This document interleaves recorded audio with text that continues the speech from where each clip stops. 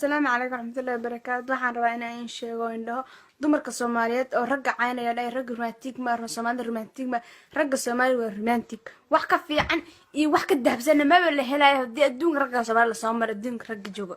way shafraan haday xanaaqdin waa samaan dahab ay in gadan wax walba in sameeyaan everything ay qabtaan idinka dumar Soomaali hadii rag Soomaali wax in hayn lahayn ma jireen ba adduunka mid kale romantic muxuu mid qantin romantic dumar Soomaaliyeed wuxuu yahay romantic dash idinka taqaantin idinka samayn laha ko maba taqaantin romantic waxa waay in gabadha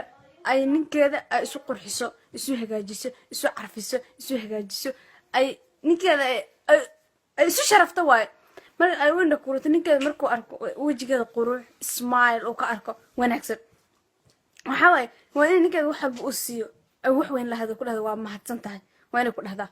maxsahari waa in ninkeeda ay alxamdulillah shukri la ma hadla dhahdaa ninkeeda